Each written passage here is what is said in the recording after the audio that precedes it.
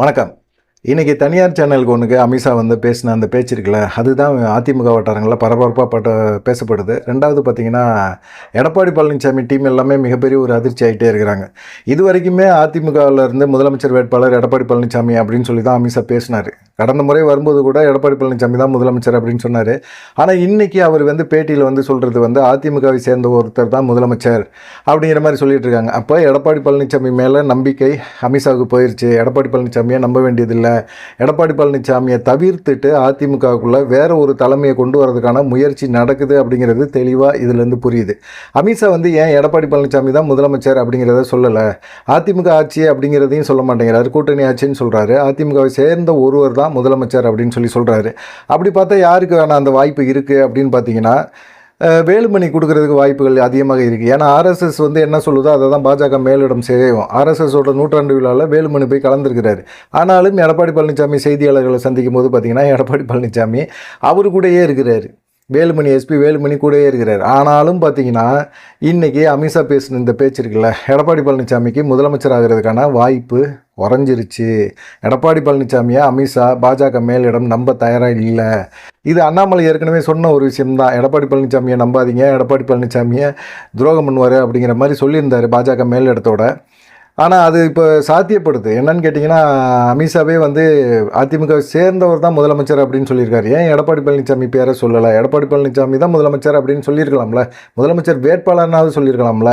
அதிமுகவை சேர்ந்தவர் தான் அப்படின்னு சொல்கிறாங்க. ஏன் ஓபிஎஸ்ஸை உள்ளே கொண்டாந்து சேர்க்க போகிறாங்களா, சசிகலாவை சேர்க்க போகிறாங்களா, டிடி தினகரன் கூட்டணிகளை கொண்டு வர போகிறாங்களா, எல்லாம் பண்ணிவிட்டு வேலுமணியை முதலமைச்சர் வேட்பாளராக்குவாங்களா, இல்லை ஓபிஎஸ் முதலமைச்சர் வேட்பாளராக்குவாங்களா அப்படிங்கிற ஒரு சந்தேகம் இப்போ எல்லாத்துக்குமே வந்துருச்சு. எல்லாருமே வந்து சகிட்டு மேனிக்கு இப்போ வந்து என்ன பண்ணுறது அப்படிங்கிற ஒரு எண்ணத்தில் இருக்கிறார் எடப்பாடி பழனிசாமி. இப்போ இந்த பேச்சுக்காவது வந்து கண்டிப்பாக அதிமுகவை சேர்ந்தவங்க எடப்பாடி பழனிசாமியாவது ரியாக்ட் பண்ணி தானே ஆகணும், பண்ணணும்ல. என்ன சொல்ல போகிறாருங்கிற ஒரு டவுட் எல்லாத்துக்குமே இருந்துக்கிட்டே இருக்குது. காரணம் என்னென்னா, இவ்வளோ தூரம் வந்து ஓப்பனாக அடித்து அமித்ஷா வந்து பேசுகிறாரு, தில்லாக பேசுகிறாரு அப்படின்னா எங்கேயோ எடப்பாடி பழனிசாமி லாக் ஆகியிருக்காரு. இப்போ ஒருங்கிணைந்த அதிமுக உருவாக்கியிருந்தார். ஓபிஎஸ்ஸையும் சசிகலாவையும் உள்ளே கொண்டாந்து, டிடிவி தினகரனையும் உள்ளே கொண்டாந்துருந்து பாஜக கூட்டணியே எங்களுக்கு வேணான்னு தைரியமான ஒரு முடிவை எடப்பாடி பழனிசாமினால் எடுக்க முடியும். ஆனால் இன்றைக்கி எடுக்க முடியல. ஏன்னா கட்சி பிளவுபட்டு கிடக்குது. எங்கே ஓபிஎஸ் தனியாக ஒரு இதில் இருக்கிறார், டிடிவி தினகரன் தனியாக ஒரு குரூப்பில் இருக்கார், சசிகலா தனியாக ஒரு குரூப்பில் இருக்காங்க. இந்த சைடு பார்த்திங்கன்னா செங்கோட்டையன் எடப்பாடி பழனிசாமிக்கு எதிராக அவர் தனியாக கிடக்கிறாரு. இப்படி நிறைய பேர். இப்போ பார்த்திங்கன்னா கரூரில் எம்ஆர் விஜயபாஸ்கர் அவர் கூட திமுகவோட பேச்சுவார்த்தை நடத்திட்டு இருக்காரு அப்படிங்கிற மாதிரி ஒரு டவுட் இருக்குது. இப்படி நிறைய விஷயங்கள் வந்து நடக்குது. இப்படிப்பட்ட ஒரு சூழ்நிலையில் எடப்பாடி பழனிசாமி ஒருங்கிணைந்த ஒரு அதிமுகவை உருவாக்கியிருக்கணுமா வேணாமா?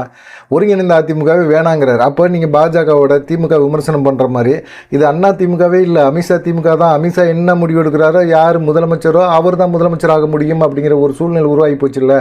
இப்போ அதை தானே அவர் வெளிப்படுத்துகிறாரு. இப்போ அவர் பேச்சில் வந்து ஒரு சூசமாக இருக்குல்ல, அது புரியுதா புரியலையா? எடப்பாடி பழனிசாமிக்கு புரியுமா புரியும்? இல்லை அதிமுகவை சேர்ந்த ஒருத்தர் தானே முதலமைச்சர் வேட்பாளர் அப்படின்னு சொல்லிட்டாங்க.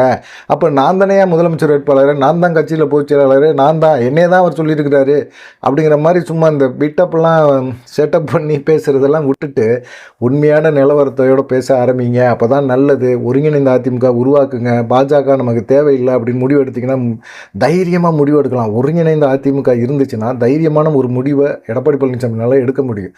ஓபிஎஸ், சசிகலா, டிடிவி தினகரன் எல்லாத்தையும் ஒருங்கிணைங்க. அப்படி ஒருங்கிணைச்சு பாஜக வேணான்னு சொல்லிட்டு வெளியே வந்தீங்க அப்படின்னா கண்டிப்பாக வந்து விசிஆ வரும், கம்யூனிஸ்ட் வரும், காங்கிரஸ் வரும், எல்லாமே வருவாங்க. எல்லா கட்சியும் வந்து உங்களோட கூட்டணி வைக்கிறதுக்கான வாய்ப்பு இருக்குது.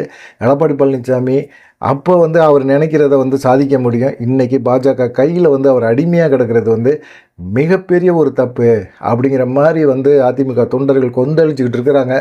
என்ன நடக்குமா அப்படிங்கிறத பொறுத்திருந்து பார்ப்போம். நன்றி, வணக்கம். உங்களோட கருத்துக்களை வந்து மறக்காமல் கமெண்ட் பண்ணுங்கள்.